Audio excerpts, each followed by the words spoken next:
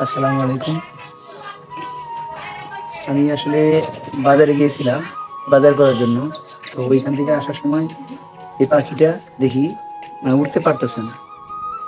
তো পাখিটা পা ভাঙা, মোট কথা কোমরের সম্পূর্ণ এইটুকু অবশ, কিন্তু তার তীক্ষ্ণ ঠোঁটে আসলে অলরেডি আমার এখানে কেটে গেছে।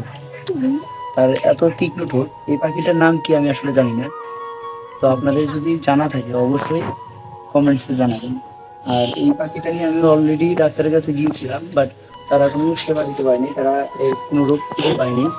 অ্যাকচুয়ালি এখানে যে ডাক্তার আছে সেটা হচ্ছে আহ, মানুষের চিকিৎসা করে, তারা পশুর চিকিৎসা করে না, ভেটেরিনারি ডাক্তার না। যার কারণে এই পাখির কোনো আমি চিকিৎসা পাইনি। তো নিয়ে আসলাম অবশেষে।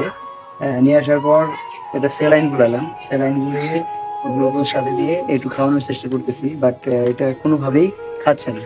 তারপর আমার যে কবুতরের খাবারগুলো আছে সেগুলো আমি খাওয়ানোর চেষ্টা করতেছি, কিন্তু সেগুলো কোনোভাবে খাওয়াইতে পারতেছি না।